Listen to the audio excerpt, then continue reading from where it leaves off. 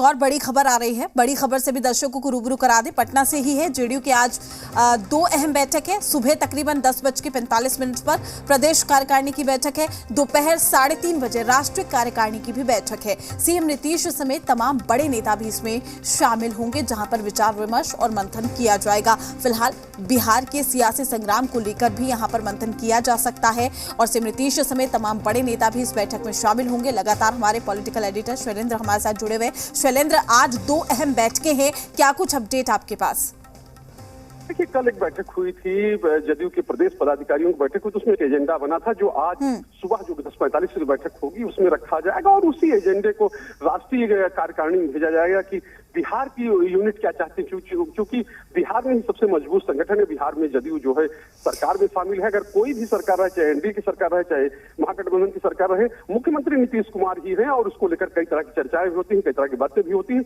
लेकिन अब आज चूंकि ये बैठक हो रही है, कल एक बैठक हो चुकी है जैसा मैंने बताया, और आज जो बैठक होगी महत्वपूर्ण बैठक होगी, क्योंकि जो राष्ट्रीय कार्यकारिणी की बैठक होगी उसमें प्रदेश स्तर से जो प्रस्ताव आएगा उसको शामिल किया जाएगा और साथ ही राष्ट्रीय स्तर पर राजनीति में किस तरह का दखल जदयू की ओर से दिया जाएगा उसको लेकर भी प्रस्ताव तय किया जाएगा। और जो कल राष्ट्रीय परिषद बैठक होगा उसमें उसको पास कराया। और इसमें विशेष बात है महंगाई, बेरोजगारी और साथ ही अल्टरनेट राजनीति, यानी कि वैकल्पिक राजनीति किस तरह की हो देश में, क्योंकि भाजपा के खिलाफ कुछ जो भाजपा की सरकार है, केंद्र की सरकार है, उसके खिलाफ प्रस्ताव पारित होंगे। और साफ तौर पे ये एक संदेश देने की कोशिश होगी कि विपक्ष को कैसे मजबूत किया, उसके लिए मुख्यमंत्री नीतीश कुमार क्या कर सकते हैं, उसको लेकर भी एक प्रस्ताव पारित होने की पूरी संभावना है। और साथ ही पार्टी में जिस तरह से एक तरह से चल रहा है, पार्टी के नेता भले ही बड़े नेता नहीं कर रहे, लेकिन पार्टी के अंदर जो सब नेताओं की यही राय है कि जो देश का नेतृत्व मुख्यमंत्री नीतीश कुमार करे वो पीएम पद का चेहरा हो, तो इसको लेकर भी बात हो सकती है। और एक चीज और कि अभी जो गठबंधन टूटा है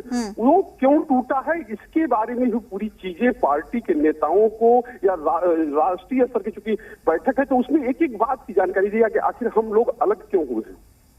बिल्कुल शैलेंद्र, तमाम जानकारी देने के लिए आपका शुक्रिया। अपडेट हम आपसे लेते रहेंगे। साथ ही नवजीत भी हमारे साथ लाइव जुड़ चुके हैं। नवजीत, मणिपुर में बड़ा झटका लगता है। लगातार जेडीयू की ओर से कहा जा रहा था कि हम राष्ट्रीय स्तर पर अब एक बड़ा दांव खेलेंगे, लेकिन इन तमाम दावों पर यहां पर बीजेपी ने विराम लगा दिया है, ये कहना भी गलत नहीं होगा। जी बिल्कुल, देखिए जिस तरीके से कह लीजिए जो आरोप प्रत्यारोप की जो बातें आ रही थी जब महागठबंधन में शामिल हुए नीतीश कुमार, तो जो राष्ट्रीय अध्यक्ष हैं जदयू के वो यही बात कह रहे थे कि हमारी पार्टी को किस तरीके से एक गठबंधन में रहते हुए, एनडीए में रहते हुए हमारे पार्टी को तोड़ा जा रहा था। तो उसी की एक वानगी फिर देखने को मिली है। इस तरह की जो अब वानगी है, इस तरह के जो उदाहरण है और कहीं न कहीं देखने को मिले। लेकिन जो रही बात आपका जो सवाल है कि राष्ट्रीय स्तर पे नीतीश कुमार को एक चेहरा देने की कोशिश है, उसमें कहीं न कहीं एक कह लीजिए कि बड़ा झटका जदयू को लगा है।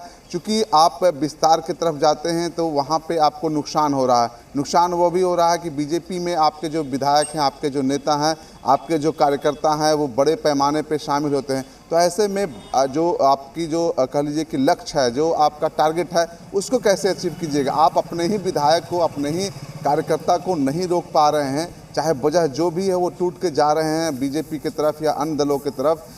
तो ऐसे में कहीं न कहीं जो राष्ट्रीय अध्यक्ष हैं ललन सिंह हैं या फिर पार्टी के जो आला कमान हैं, उनको कहीं न कहीं इस पे एक काफ़ी कह लीजिए कि एक रणनीति बनानी होगी कि किस तरीके से उनके जो विधायक हैं, उनके जो मंत्री या फिर कह लीजिए कार्यकर्ता नेता हैं, उसको रोका जाए। तो एक तरीके से जो एग्जाम्पल सामने आया है, यानी कि बिल्कुल एग्जाम्पल सेट करने की कोशिश बीजेपी की ओर से, एक गोल सेट करने की कोशिश की गई है यहाँ पर, और ये चेताया गया है कि देखिए ये स्थिति अब बिहार में भी आ सकती है, हमने यहाँ से शुरुआत कर दी है।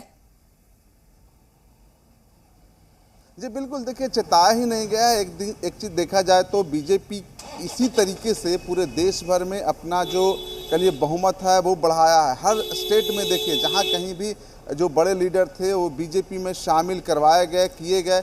वजह साफ थी, चूँकि बीजेपी को विस्तार देना था, कांग्रेस सिकुड़ती इसीलिए चली गई क्योंकि जो रीजनल या स्थानीय स्तर पे जो नेता थे उनको तवज्जो न दे करके अपने जो आला कमान की बात थी वो आगे बढ़ती गई। तो किसी भी पार्टी का जो विस्तार होता है वो ऐसा ना है कि उस पार्टी के जो नेता होते हैं वो करते हैं, बल्कि जो स्थानीय स्तर पे हर जगह पे एक बड़े चेहरे होते हैं उसको पार्टी में शामिल करवाना है, किस तरीके से उनको सम्मान देना है। तो इन तमाम चीज़ों को लेकर के आज जो भारतीय जनता पार्टी 300 से अधिक सीट पर है, तो उसकी एक सबसे बहुत बड़ी वजह यह भी है कि जो स्थानीय स्तर पे जो राज्य स्तर पे जो लोग थे, नेता थे, उनको अपने पार्टी में जगह दी, उनको एक पद भी दिया। तो इस तरीके से बढ़ता जा रहा। तो जो मणिपुर का जो फिलहाल जो एग्जाम्पल है वो जदयू के लिए बहुत बड़ा एक झटका माना जा सकता है, क्योंकि आप जा रहे हैं 2024 के चुनाव लड़ने। और देखिए मणिपुर को लेकर ही यहाँ पर जेडीयू सीधे तौर पर मुखर होकर सामने आई थी। जब मणिपुर में हमने देखा था कि जेडीयू अस्तित्व में आ रही है,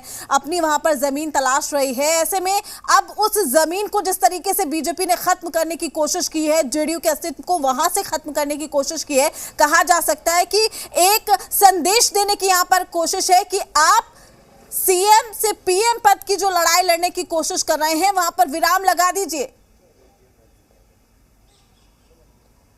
जी बिल्कुल, देखिए दो चीज़ इसमें कह सकते हैं कि एक तो कि बीजेपी है वो अन्य जो क्षत्रिय जो पार्टियां थी, अपने जो सहयोगी थे, जो उनको अपने साथ लाने के साथ कर रहे थे। दूसरी तरफ जो प्रधानमंत्री नरेंद्र मोदी के सामने एक जो चुनौती पेश करने की एक जो कह लीजिए कि विपक्ष के चेहरा के तौर पे सामने खड़ा करने की कोशिश थी, उसमें झटका है। तो देखिए दो चीज़, यहाँ से जदयू है वो एक बार फिर से एग्रेसिव होगी और कहीं न कहीं पब्लिक में जाकर यही बात कहे कि देखिए बीजेपी आखिर कर क्या रही है। जो जवाब चाह रहे थे भारतीय जनता पार्टी की आखिर वो हमसे क्यों अलग हुए, तो उसका एक जवाब जरूर जदयू के तरफ से दिया जाएगा। लेकिन दूसरी तरफ भारतीय जनता पार्टी है वो कोई कोर कसर नहीं छोड़ना चाहती, कोई भी अपने विपक्षी को कह लीजिए कि कमज़ोर करना चाहेगा, उसी के लिहाज से कहीं न कहीं ये बातें सामने हैं। और जदयू के लिए एक बड़ी कह लीजिए चुनौती साबित होने वाली होगी कि जहां कहीं भी इनके जो कार्यकर्ता होंगे, चूँकि इनके जो राष्ट्रीय अध्यक्ष पूर्व में रहे हैं आरसीपी सिंह, वो कहीं न कहीं बीजेपी के सपोर्ट में है, बीजेपी के समर्थन में है। तो ऐसे में जो मणिपुर के जो हालात हुए हैं अन्य स्टेट में भी होने की उम्मीद है, क्योंकि काफ़ी दिनों तक लंबे अरसे तक कल आरसीपी सिंह हैं वो जदयू के कमान संभाले हैं, उनको हर नेता से कहीं न कहीं एक कांटेक्ट है, अच्छे संबंध रहे हैं।